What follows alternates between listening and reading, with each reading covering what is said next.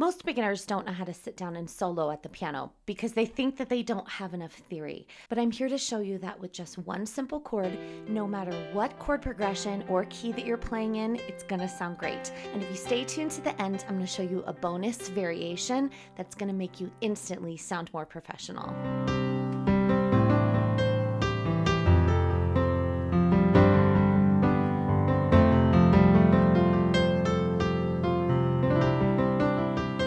Soloing is something that always kind of eluded me when I was growing up and I was learning piano. But if I had just learned this one simple chord that I'm going to show you, it would have all changed for me. So the first thing that I'm going to do is talk about the key that we're playing in. We're going to start in C major, but we're not going to end there, just to get us out of C major and to show you that this trick works in a multiple of different keys. In fact, every single key that you can think of on the piano, it will work for. So the key of C major to start out with is all the white notes between C and C, right? So essentially what that means is when you play, you can play a chord progression on your left, and then in your right, you can play anything you want. But that seems to be the problem. It's very overwhelming not understanding exactly what you can play in the right, especially if you want to play more than one note at a time. So the first thing I'm going to do is show you the chord progression that we're going to use. And this is a very, very basic chord progression you hear in a lot of pop songs. And in fact, I've done a few videos on my channel with this chord progression. But make sure and look through my channel if you want to find some different chord progressions, some more exciting ones, dramatic ones. They're all there for you, and you can just pick and choose, and I'll give you step-by-step of how to play them. So the first thing we're going to do is we're going to do representative chords, which means the 1, the 5, and the 1. Okay, so you're on your left hand, you're playing just an octave with the 5th in it. And this is your 1 chord to start. So it is a C chord. And then we're going to go to our 6 chord, 1, 2, 3, 4, 5, 6, to our A. And that's A with E in the middle. Then we're going to go to our 4 chord, 1, 2, 3, 4. And that's an F chord with the C in the middle. And then we're going to go up 1 to G. This is a 5 chord with a D in the middle. So here it is all together. We've got C to A to F to G. And you might notice this if you ever learned Heart and Soul.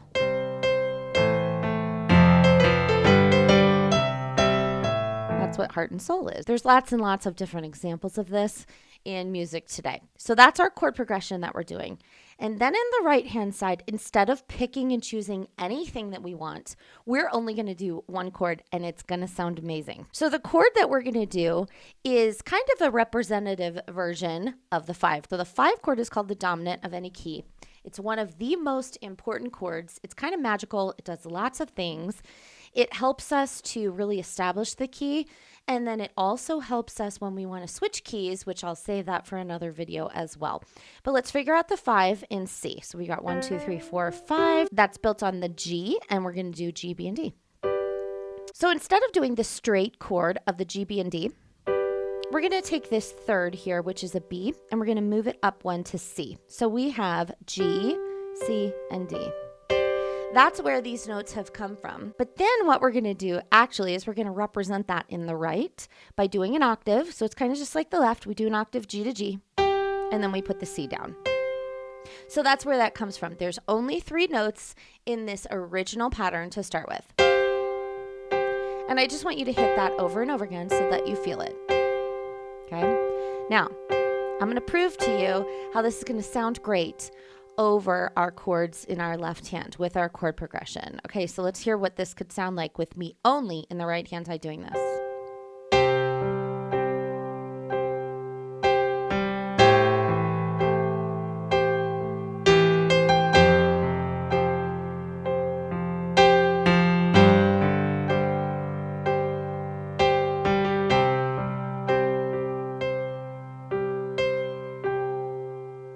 So the only thing that I changed was I added some rhythm elements in the left-hand side, and then in the right-hand side, I either played it, most of the time I was playing it all together, and then sometimes I was playing individual notes out of there, or arpeggiating it. So arpeggios or arpeggiating chords simply means that you're playing them broken instead of all together. You're playing them one at a time. So we could start at the bottom, go to the top, or top to bottom, or any combination of them in there. So we could do G and C together, and then G and C together, something like that.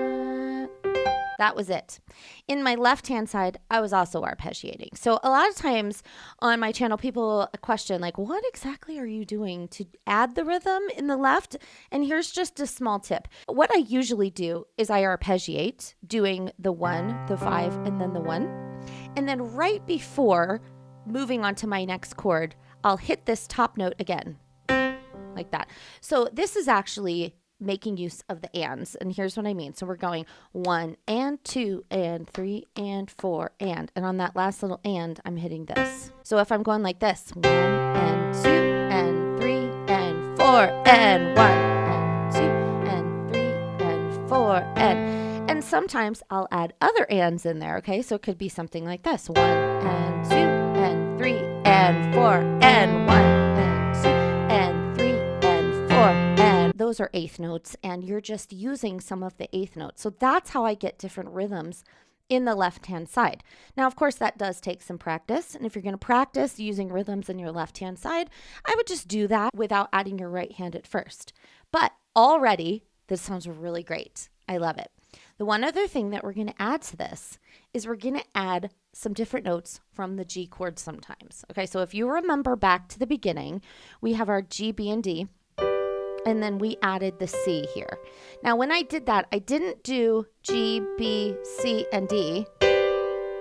I guess you can, but that sounds kind of muddy.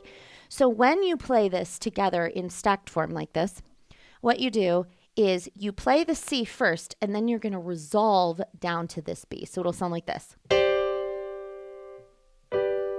Hear that? That's a resolving of that note that's being held, and it's going down to the regular. So how do we apply this to our representative version of the chord over here? Okay, so we had originally, look at our notes. We have G, B, and D, and then we also have the C, which is what we're doing. So let's put them in there. And then we know that we have a B right here and a D right here. So sometimes I can then switch to the D and sometimes switch to the B. Or I can do this where I resolve down. So now the only thing that I'm going to change is occasionally I'm going to hit one of those other notes, and that's it in the right hand side. So basically I'm keeping a steady rhythm. I'm going 1, 2, 3, 4. And in the left hand side is where I'm adding those rhythmic elements. So let's hear a couple of those other notes added into there.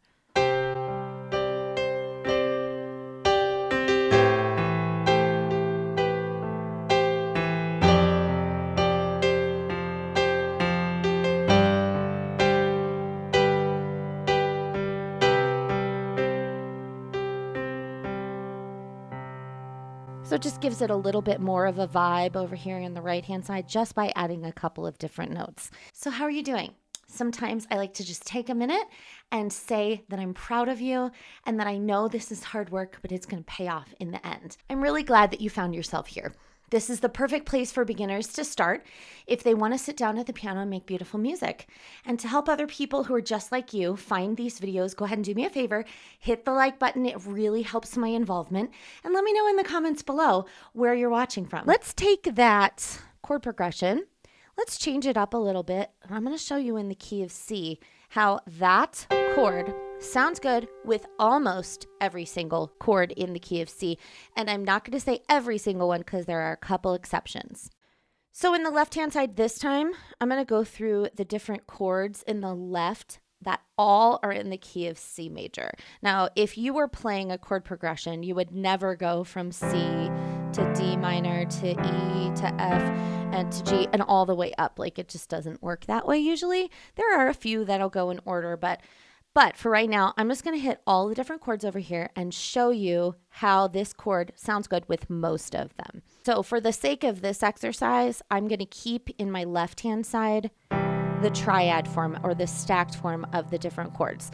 And if you're confused on how to build chords in particular keys, all you have to know is that in the key of C, right, that's where we are starting today, in the key of C, it's all white notes. You don't have to worry about any black notes. So you're just building a third and then a fifth on top of each of the chords. So here's the first one, but then let's look at the second one, for example. we have a D, F, and A. And how I came up with that was I did from the D, I went up 3, 1, 2, 3. And then from the D, I'm going to go up 5 in the key. 1, 2, 3, 4, 5. You put all those together, the 1, the 3, and the 5, and that's how you come up with the chords. So you can just go through and make triads all the way through the key of C major. So that's where they come from. I'm going to show you this in every single one and then give you the 2 exceptions because there are 2. All right, so we've got the first one already. That sounds great. Let's go to number 2. That sounds great. Here's the one that has the exception. Okay, so in the number 3 chord, we have E, G, and B. Let's listen to it as it is now. It's just not wonderful. And that's because this C is kind of messing with everything.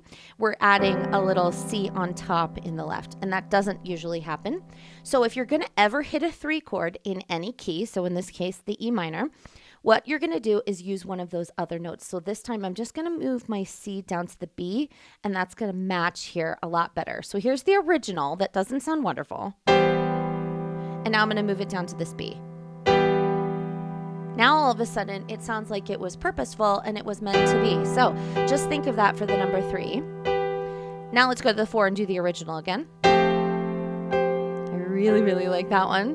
That's holding tension. That's a really good way. I love the 4 chord anyway. I think the 4 chord is one of my favorites in any key. I use it a lot.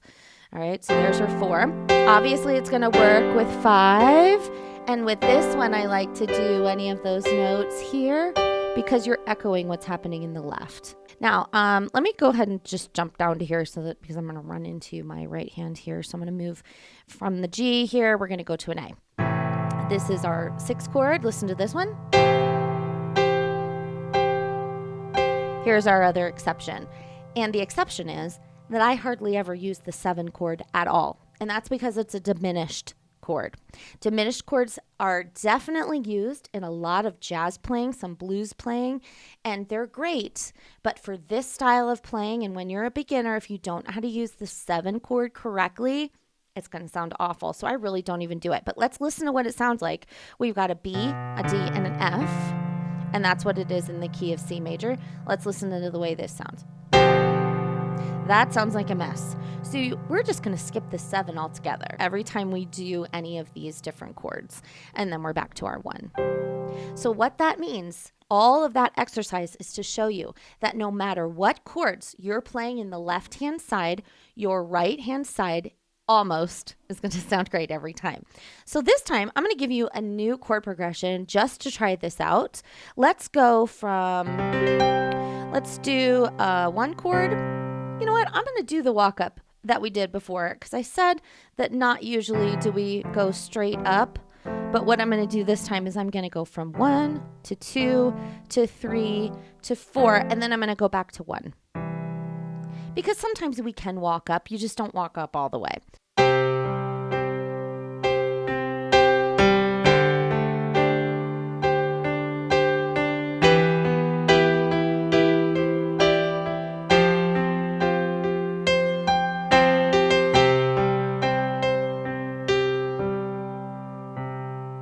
Totally different chord progression, but still sounded really, really awesome. So now I'm going to show you how this then goes to different keys that we play on the piano. If you are really struggling to play in any other key than C major, I would recommend starting with 1 black note. So you have 2 choices. You could do the key of G major or the key of F major. And go ahead and look on my channel. I have a G major playlist for you, which is a great place to branch out if you've never played in another key other than C. And I'm also putting together an F major one. I don't have quite as many videos on F major, but I do have some. And so I want you to start there. This will apply to any key that you have on the piano. Now I'm talking particularly about major keys today, but this also will apply to minor keys. But let me give you some major examples. The one that I'm going to show you now is 3 sharps. So if you've never played in 3 sharps, give it a try. All right, this will be between A and A. It's a real fast overview. This has F sharp, C sharp, and G sharp. So if we do this scale here, that's that's an A major. Now, in the left-hand side, we're building chords on A major. So I want to keep the same chord progression that we did before, just so that you can experience it in a new key. We have, in our left, we've got A with E in the middle. We've got F sharp, this is our 6, with C sharp in the middle, black, black, black.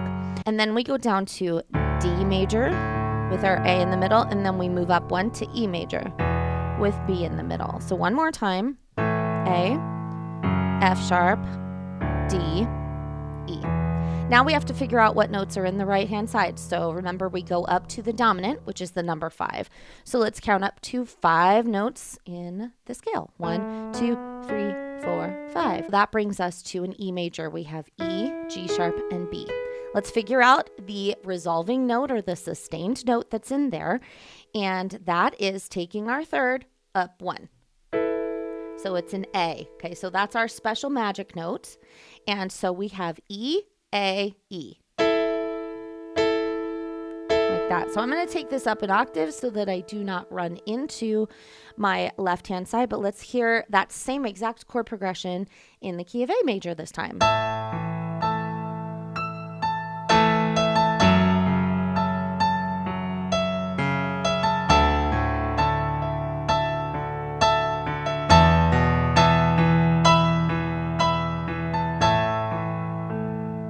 This next part is one of my favorite little variations that when you add it, it doesn't add any more notes to your playing, but it instantly sounds amazing.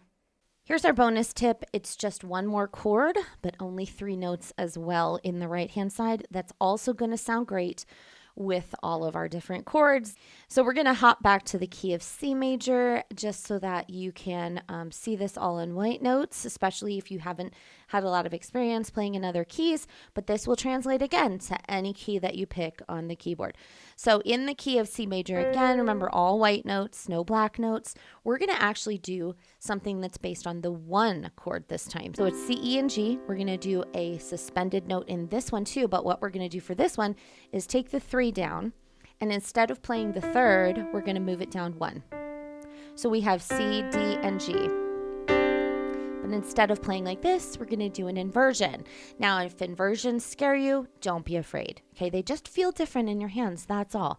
So what an inversion means is you take the bottom note and you place it at the top. We can do this 2 times with a 3-note chord. So instead of C, D, and G, if we put this C up here, we have D, G, and C. And I'm going to do this one more time. Let's take the D off the bottom, place that at the top.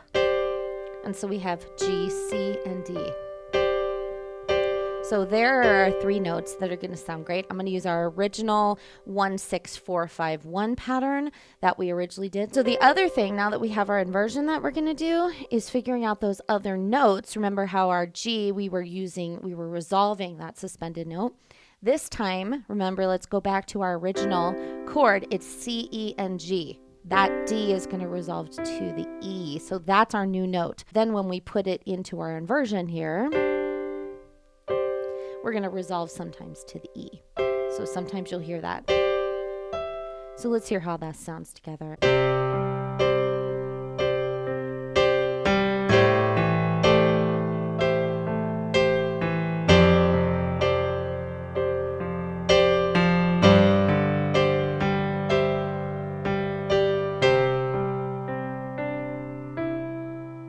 Let me know in the comments below how it's going. I hope that this really helped you. And if you want to continue on with your chord progressions and learning more about how to solo on the piano, go ahead and check out this video next because I think it's a great next step.